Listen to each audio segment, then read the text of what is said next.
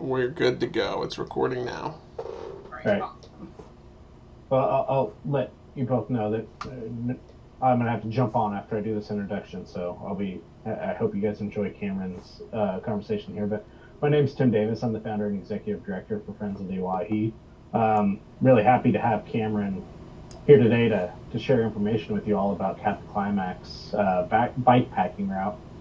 Cameron and I met last year through some mutual professional acquaintances, and when Cameron shared the route with me, I was excited, and instantly after I looked at the map, I was like, hey, there's some big issues. Like, I know this country well, and here's my suggestions for reroutes. And shortly after that, I think it was like the same week, he was getting ready to come out here to do some testing of the route, and seemed like everything I've sent him worked out well.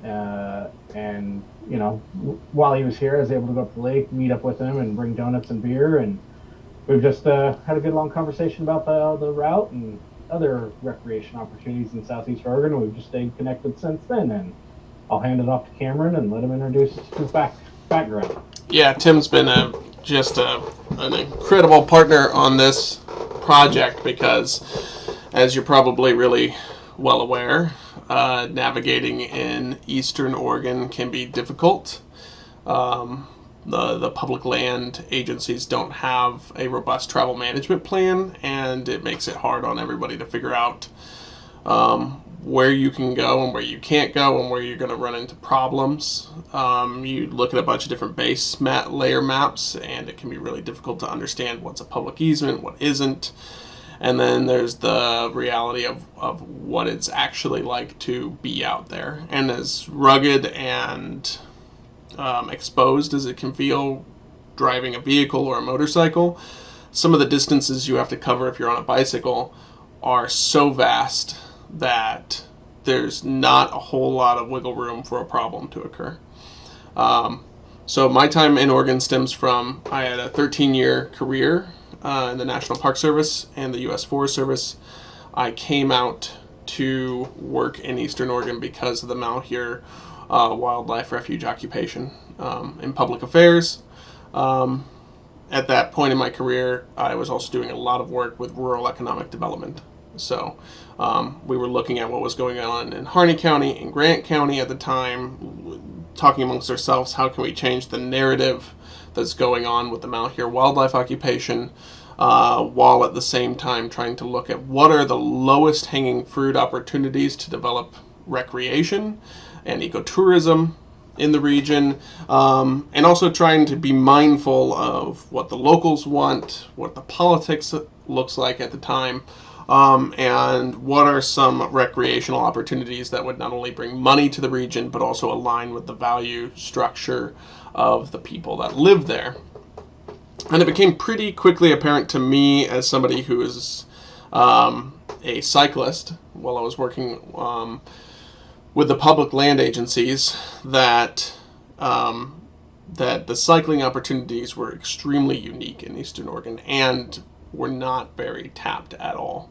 I was hearing people with the BLM and with the Forest Service talking about the International Mountain Bike Association and building more mountain bike trails like what you see in Boise and Bend. And those are very expensive.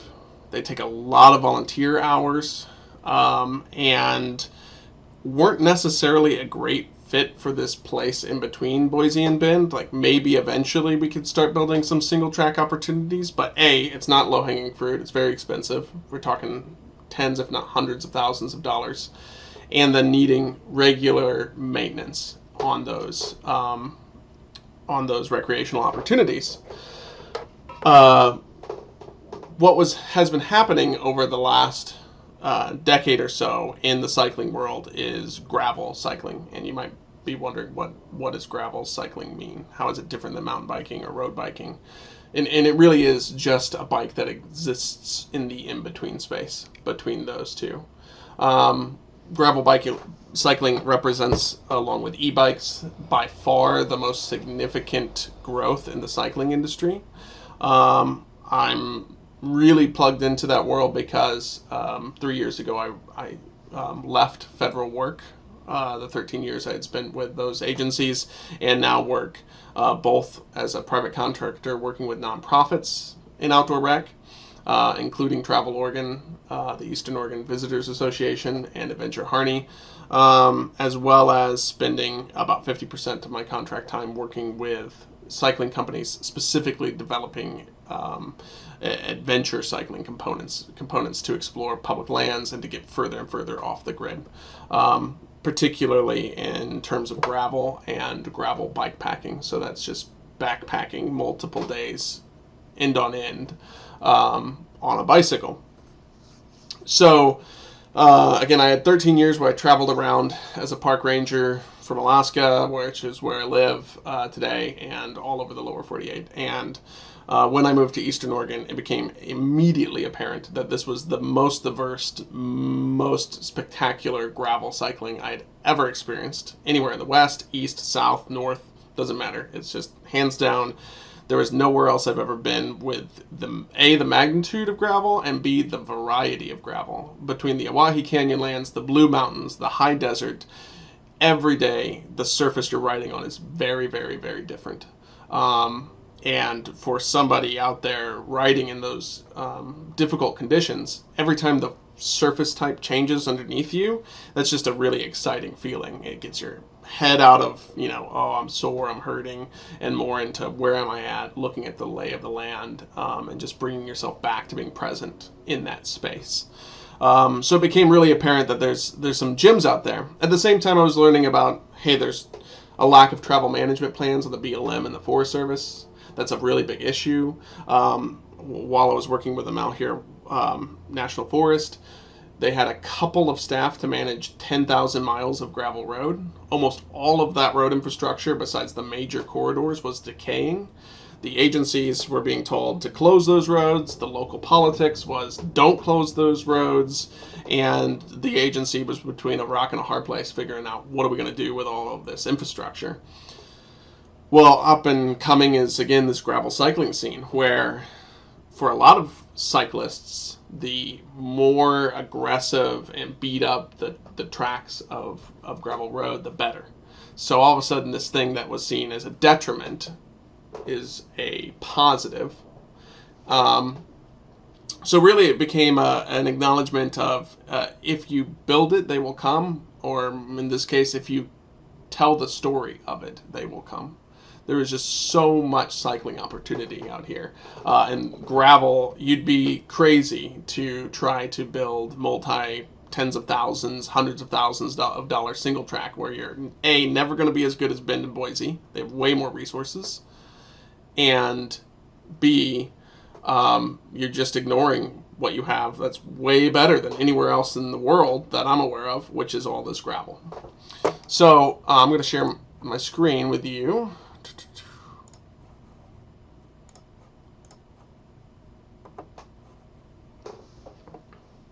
So a number of years ago, following the Malheur Wildlife Occupation, we created the Skull Gravel Grinder. This is a one-day race event that occurs out of Burns, and we knew that we had to make some big statements in order to draw people out to Burns, because there's tons of amazing cycling events in the Pacific Northwest. Why would you stop at Burns when you have Bend, Boise, and all of these other great places around you? Why would you drive out to the middle of nowhere? So we said, we're going to create an event and we're going to talk about how rugged the gravel is and how diverse the gravel is. And that's going to be our narrative. We're going to be the gnarliest gravel bike race, single day race in the country. So we started the event, and since we've started this race, we've had world podium athletes show up. We have our special use permits are 200 riders. We cap every year. We have a 120, 60, and 30 event. The 120 event is by far the most popular. It brings in a number of pros. We've had Red Bull come out to do stories on it. We've had NPR come out to do stories on it. Really, we had said earlier on, this is not supposed to be an event that is supposed to make money. This is supposed to be an event to help create a narrative. So we had to keep telling people in the community that, you know, it's okay if we're going to be in the red, because in the end we just want to essentially pay for the event itself, and help people, you know, learn about how great the venue is for riding out here. You know, this year we had tons of snow, whereas prior years it was 90 degrees, so you never know what you get out here in Eastern Oregon. But we actually brought in, not including the additional grants or the money that we don't collect data on, that is just people spending money in town, on just registration fees alone, this year we brought in $20,000. In prior years, we have brought in almost that amount in donation, or in, not donations, but in grants that we leveraged this event to capitalize on grant funding. So this event has absolutely created its own sort of economy. And it's definitely doing what we had hoped it would do, which is get people out cycling in Eastern Oregon. Which got me thinking, you know, if people were amazed by this skull route, what are all the other opportunities that they have in the region? Like, let's do a bigger race, let's do a bigger route. As crazy as it sounds to do a 100-mile race, they're a dime a dozen these days. There are bigger routes that are very rare, that have international acclaim, that is definitely a build it and they will come style of event. There's only so many routes and races over 1,000 miles. And I began to really start obsessing over my immense love for riding in the Blue Mountains, in the high desert, in and around the Steens, and the Owyhee Canyonlands. And thinking about what would it be like to connect all these very interesting and very different biomes in Eastern Oregon into one giant route. So that's where the idea of Cap the Climax came in.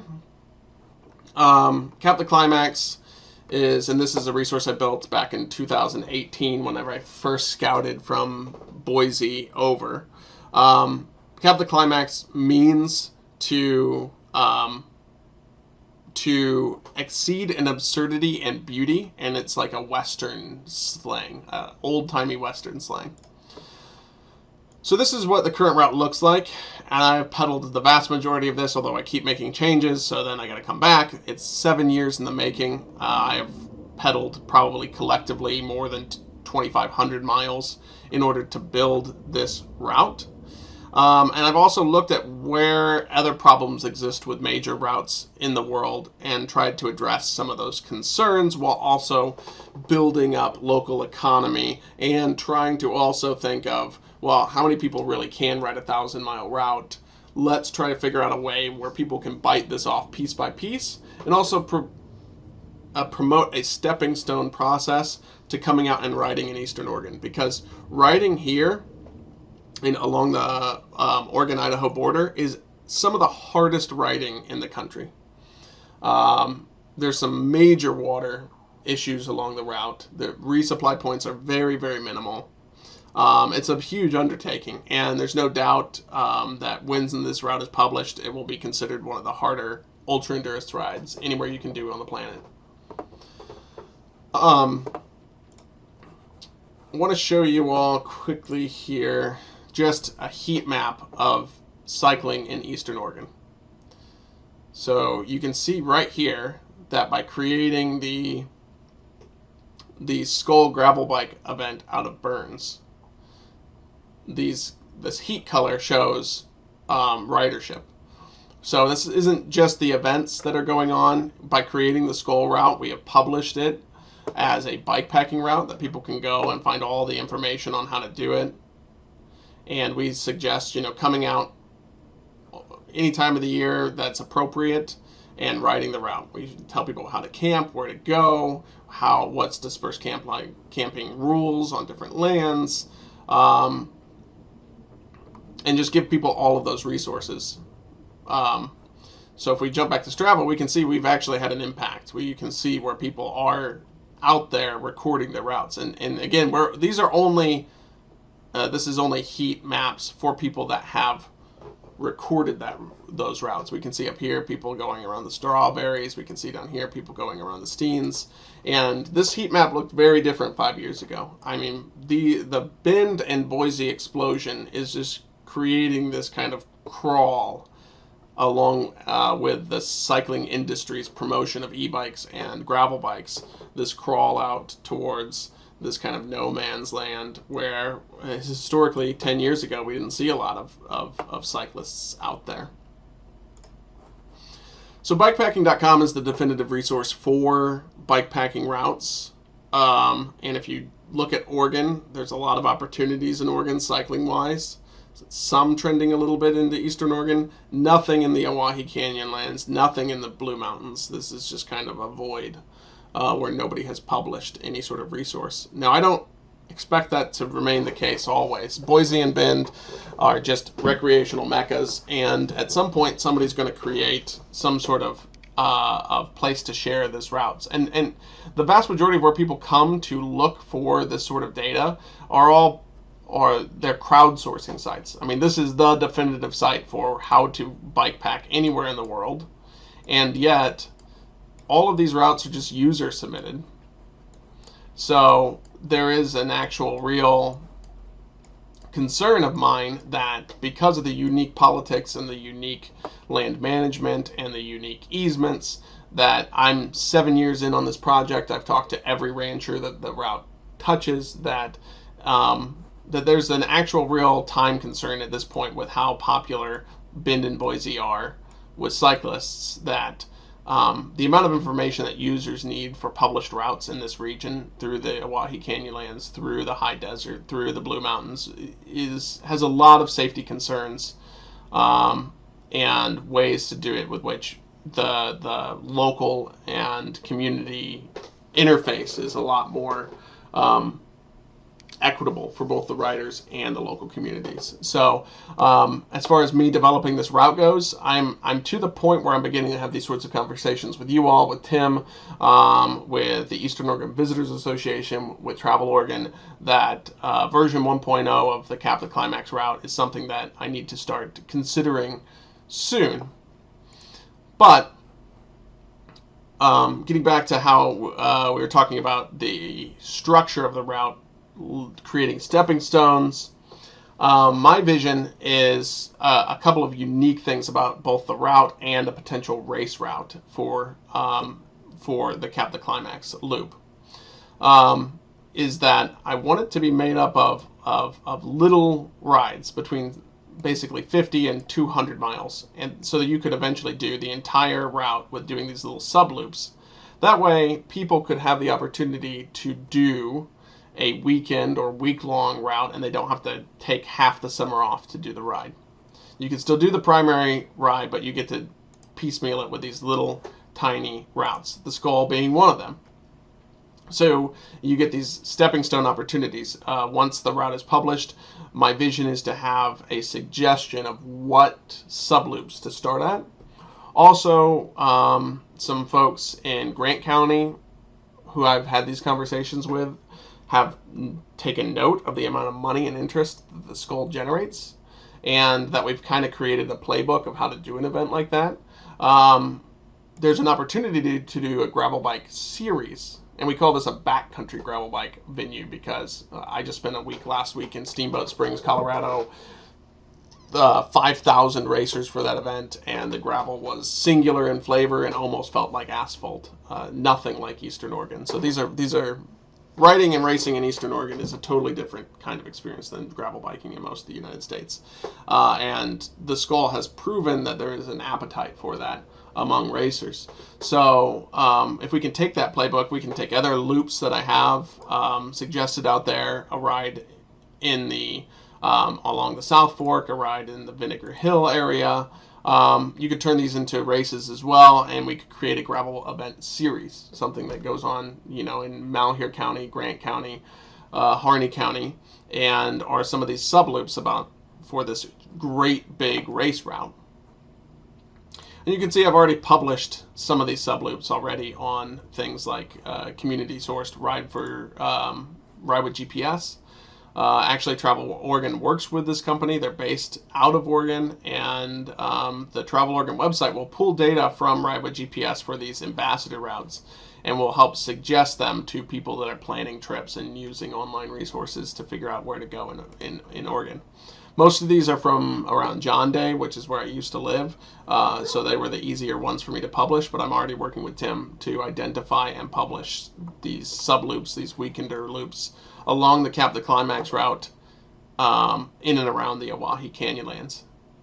That can also really be helpful if you're seeing a lot of growth in public interest in this part of the state.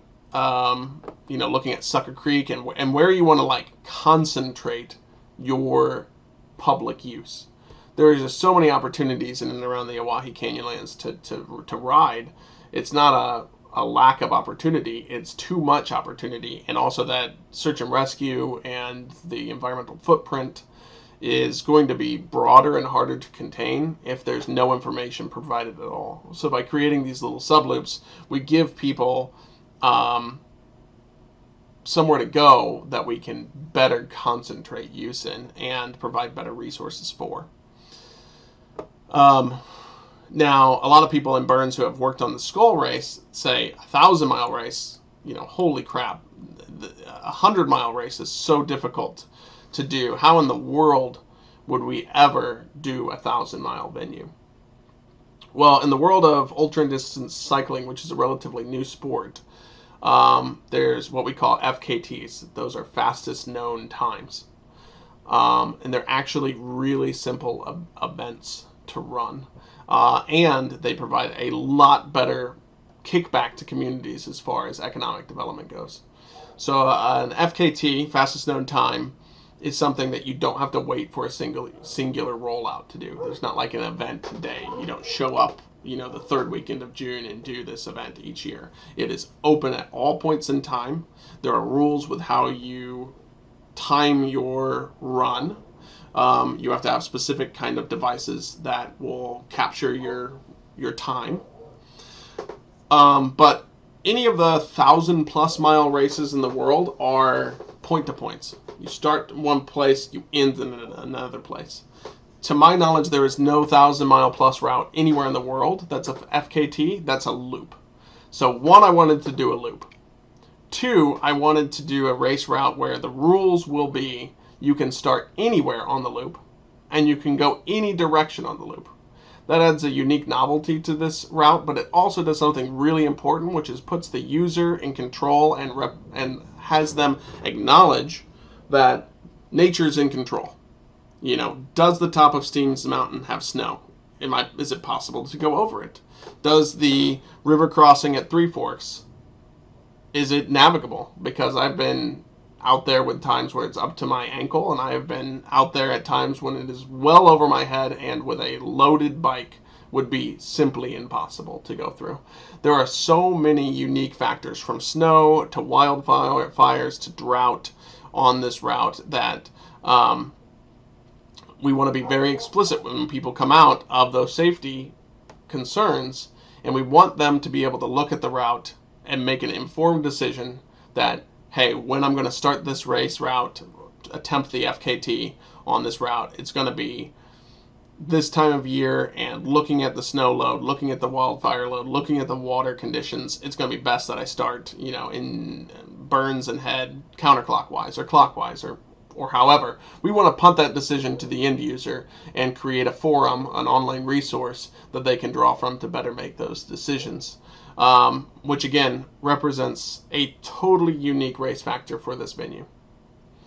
You toss that in with the fact that we want to do these subloops. We want to make this a route system, a system of multiple routes that you can break off piece by piece. That is also something totally unique to the scope of this project. Where we are at now, I have a contract with the Eastern Oregon Visitors Association. Again, I'm working with Tim and the Friends of the Owyhee Canyonlands, working with the Blue Mountain Trail, working with the the Oregon Desert Trail, working with the various counties. I really hope to put a version 1.0 out there. There are some places where I have to go around some easements and ranch lands that I would like to find a better venue for. But again, we're at 7 years, and I think that it's time that we start publishing some aspects of this route and then working on version 2 and 3 as time goes on. But if we're going to start creating the fastest known times, it's got to be somewhat close to what it's going to look like if we're going to make those changes and have an actual leaderboard where people have race times on it. But racers will always represent the minority of people who actually ride this route. It's going to be a lot more just recreationalists in general, but it's the racers that bring in the media teams, the news outlets, the big names that will create recognition on this route. And part of the work that I do now is work directly with world-class endurance athletes for a number of companies. I've already spoken to a number of world-class endurance athletes and spoken with a number of companies that are willing to put money into a kitty or a pot that as people break the next fastest known times, they actually have prizes, real cash prizes they can win, so that there's an incentive to come out here. And there's a number of riders that are world-class riders that are ready to come and race this route as soon as we pull the plug. So as far as marketing something that can actually have real economic incentives for places along this route, I feel confident that we are at a good place. It's just making sure that we have all the T's crossed and all the I's dotted before we do that. That we're not going to create unsafe conditions, that we're not going to negatively impact the environment, and that the locals feel like they are informed, that they have had the opportunity to submit concerns, and the major ranches that we send riders around or along, even if it is public land or public easements, that they are well informed of this race route. This is not going to be something that you're going to see hundreds of riders back to back, a line of people, riding in a peloton. This is going to be a trickle, but hopefully a sustained trickle that the small communities like Ventura, Rome, Jordan Valley, those places are going to see a trickle of tourism that is sustained throughout the season. And if you're riding between Ventura and Jordan Valley, there is nowhere to do a resupply point between those two places on this route. That is a massive push. People will spend money, guaranteed, when they can, because they don't have lots of opportunity to do that. Tim and I have also talked about what this proximity of this resource means for other projects that are really high on our level of interest. Specifically rails to trails projects. There's some incredible rails to trail opportunities. They are an amazing partner for building resources. And there are some proposed reroutes for this Cap the Climax project if we were to build some rails to trails opportunities, or to create subloops out of those rails to trails opportunities. So essentially what we're going to try and do is leverage this project with rails to trails to have them be project managers for some of the future growth of this route, and hopefully that will be the leverage we need to get some rails to trails development in the region, which on its own is a great economic driver and community resource, let alone the fact that it can be wrapped up in the rest of the scope of this project. So timeline wise, I don't see an FKT push with professional athletes until probably at least 2 years from now, maybe next year if I get a bunch of ducks in a row and a bunch of people are really pushing the needle on this project. But I do see more of the resources, the subloops, maybe the broader primary loop version 1.0 start to be published kind of quietly without, going to Red Bull, going to Outside Magazine, going to these major venues and saying, hey, let's do a big article on this. I foresee the first FKT attempt by some world-renowned athletes to be the moment where we say, let's publish this in a big way. Because the truth of the matter is you've already have subloops like the Skull, and some of the published segments up here where people are already riding portions of the route. They just don't know the broader view of what's coming down the line. But there's been a lot of strategic thought put in this, both from the lens of a land manager, and then also from the lens of a rider. I can say that all the other economic development aspects of this, and concentrating impacts and the safety aspects of this, just the raw, I'm a cyclist who loves the outdoors aspect of this, there is no other route I've ever ridden anywhere on earth that can give you the same sense of scale and awe that coming out of the Blue Mountains feels like coming into a huge expanse of sagebrush, and then just bam, the Owyahees explode in front of you, and you see it coming out of nowhere, and then leaving that expanse and heading to the Steens Mountains, and then riding through the Malheur Wildlife Refuge, and then back up into the foothills of the Blues. The diversity and the crazy geologic history of Eastern Oregon just makes it this is like Disneyland for backcountry gravel cyclists. And this year, I've been really excited to see in the gravel bike world that for a long period of time, gravel bikes looked like slightly more beefed up road bikes. But now we're seeing gravel bikes that look a lot more mountain bike-esque. And when we built the Skull Race, there was only a handful of bikes that looked like this. And we said, I think that this is the future of gravel. Let's build a race that instead of being as quick and as road bike-like as possible, let's actually give a minimum tire requirement size, and let's build a route that's based on a chunkier direction that gravel's going. So if we look at all these gravel bikes on this page, like, they're nothing like the gravel bikes of a few years ago. These are all the newest gravel bikes to hit the scene, and they are all based on gnarly BLM, Forest Service, fire road opportunities. So we continue to see the industry move in that direction. That means people will be buying these bikes and looking for opportunities to use these bikes. And this backcountry gravel route system is exactly what these bikes are designed for. And there's just, again, not a lot of opportunities out there. So we're developing opportunities in a plethora of formats, from the major routes to the stepping stones, to the potential race and race series that we got going on. So a lot of movement going on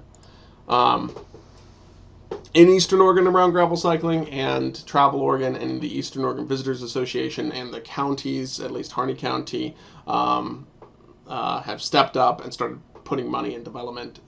So this really, for the first time, feels like something that's truly going to happen. So I'm excited to give you a whole bunch of information in a short period of time. There's so much more we could talk about.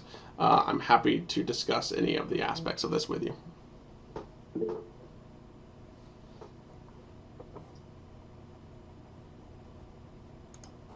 BDR. Right. Looks like Richard has a question.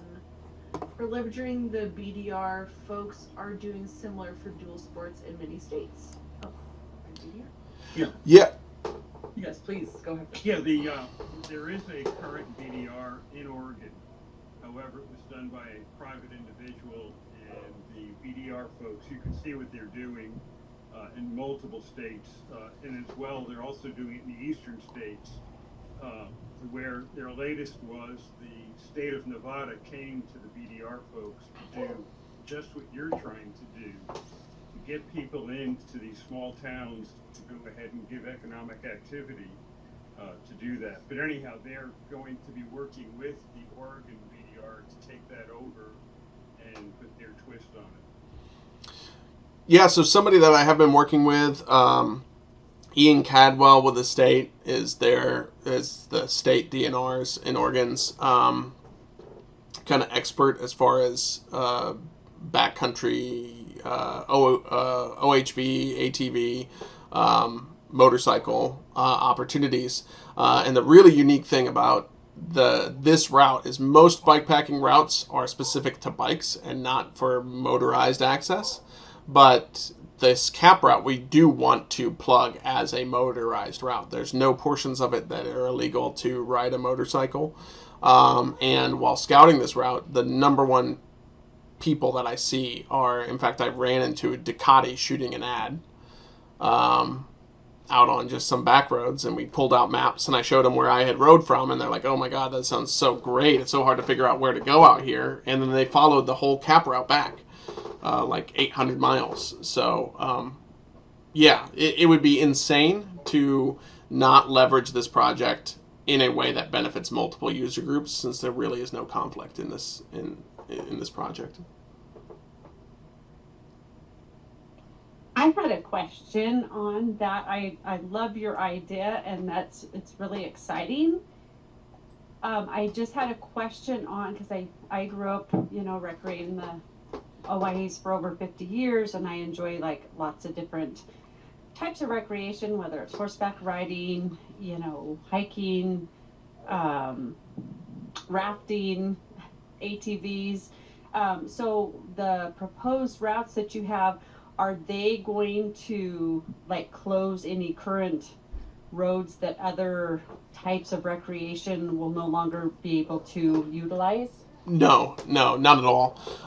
The idea is to do as minimal legislation as necessary. All of the roads right now that come through and around wilderness study areas travel along the proposed study area boundary lines, so that if changes do occur, it wouldn't impact the race or the route's corridor. And also that continues to bridge the political gap, which is, a lot of people in Eastern Oregon don't want wilderness areas for a number of reasons. People fall on either side of that argument, and in this way, human-powered cyclists really bridge the gap between wilderness or no wilderness, because wilderness does prohibit cycling, even if it's on a corridor. So it's leveraging it in a way that the locals can get behind it and say, cyclists in this instance are our allies. It's not gonna, because we're allowing cyclists here, we are not also prohibiting ourselves from also recreating or using these places. And again, there is something to be said that if we see the trends continue, we're going to see cyclists in these places regardless. So there is a need from a public land management stance to concentrate that use as much as possible. So identifying where that makes sense, both in terms for the cyclists, for the communities, and for the land managers. And that's been great working with Tim, because he has that intimate knowledge of where in the Owyhee Canyonlands we would like to see people placed. That sounds really great. Thank you for answering that. Absolutely.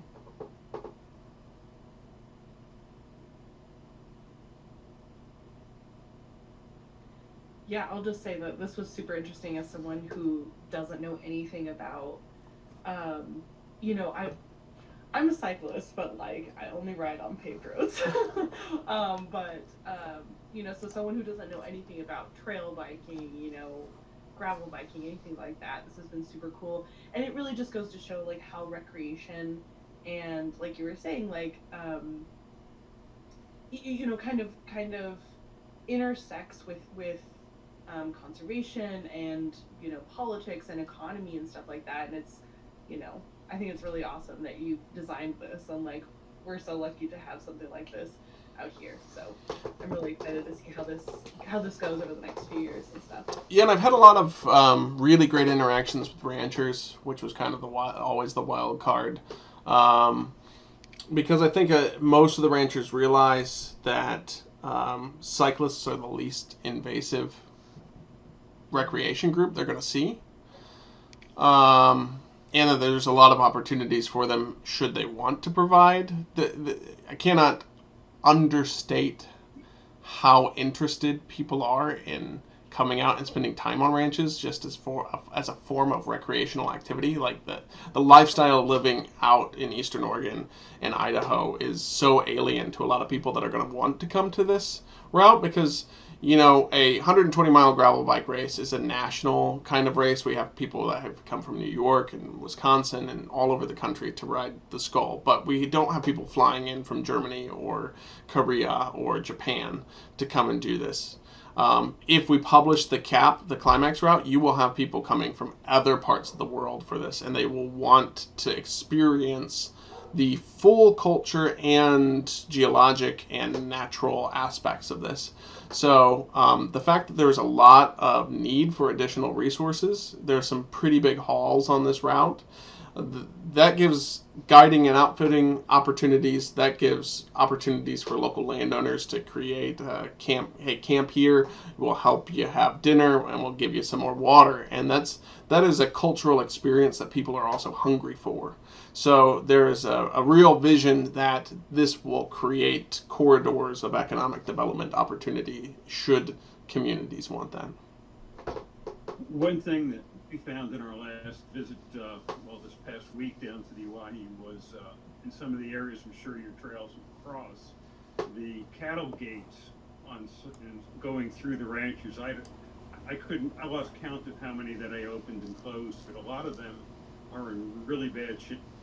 And if not just cyclists, but if more tourism coming on through, they're going to be deteriorated to the point where I think you're going to have pushback from the ranchers that may be, something that, hey, maybe we could get the ranchers funding to go ahead and put a better gate that would be easier for somebody on a bicycle or whatever to get through, because that would make them more apt to close them after they open them.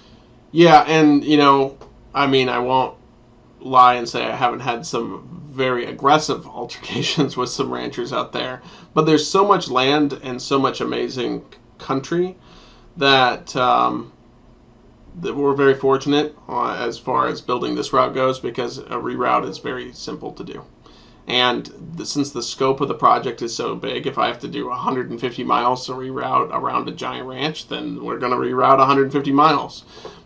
Because at the end of the day, if somebody's actually racing this, trying a fastest known time, even if they're not, if they're pushing themselves for the first time to bike pack in an arid portion of the country, what we cannot do is have somebody end up at a sign that says no trespassing when really it's a public easement and it's late at night and they're just trying to figure out how to get water, and the closest water is like 5 miles ahead of them, and to backtrack 75 miles to the nearest water. Like, bike packing in Eastern Oregon is different than, I bike pack across the island of Cuba and across rural backcountry Mexico, and it is harder to bike pack in and around the Owyahees for numerous reasons than some of the most difficult considered bikepacking routes in the world.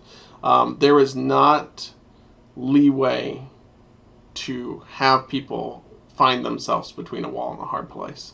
So that's why a lot of time and effort's been put into this to make sure that there's no point where they're scared to move forward to get the resources they need. And like I said, if a rancher doesn't want to ride around their property, even if they legally can, there's so much land out there. Let's not do that. Let's go somewhere else. We can make a route that makes everyone happy. And kind of on that, like in that same vein, as someone who doesn't know anything about it, like what is it about like Eastern Oregon and the Owyhee that makes it really difficult to do bike packing? Like, is it more the terrain? Is it just the sort of like isolatedness of the landscape? It's the perfect storm of all of the above. It's the perfect storm of water is a huge concern. But often when you have like water concerns, they might be paralleled with like wildfires, but also not usually. You can have water concerns in part of the route. You can have snow melt causing rivers to be above their banks in other parts of the route. And then you can have active corridors full of snow in other parts of the route. I have never scouted, and usually I'm scouting over the course of a month. So we're going on 7 years now. I have never come down with a scouting trip and not been snowed on and not had 100+ degree weather in June. So you are pretty much guaranteed to deal with freezing temperatures. You're pretty much guaranteed to deal with water issues, both in terms of too much water and too little water.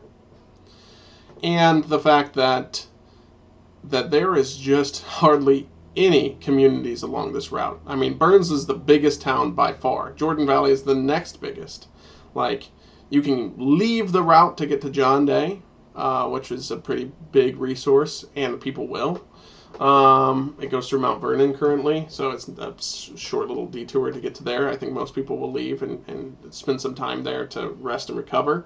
But that is not a lot of resources. It is fun, though, in a way that, like, it allows you to travel in the United States in a way we've almost lost. It's a deteriorating resource to challenge yourself in a way that kind of scares you, where you need to know how to travel long distances, where you need to learn how to send a package via general delivery so that you can show up at, Gentura's little tiny a shed bought at Home Depot post office. I mean, that's a totally unique experience. And that's part of what we're trying to provide people here. There is not enough resupply in Gentura. I would love to give the community the opportunity to make more money. I have spent a lot of money in Gentura because one year it was snowing up around Castle Rock, and it was so cold and I was soaking wet, I decided to stay there a night. The next year, it was 3 days of 105 in a row, and I just couldn't justify going. And one year, the year it was too cold, I was heading north into the mountains, so I didn't want to go colder. The other year, I was heading the other direction, heading into the dry and arid, and it was 105. I didn't want to have that. So, nature forced me to spend money in Gentura. At the same time, I needed ultralight supplies. I needed dehydrated food, and I had mailed a box to general delivery that I picked up, and it's like Christmas. I got all these things. I've never traveled in the United States where I have had to use like 6 different general deliveries in order to complete a route.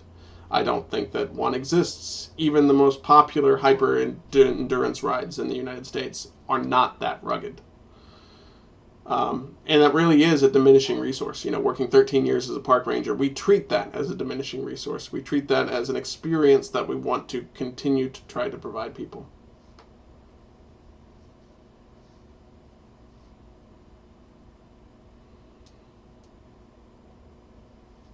Awesome. Any other questions from folks?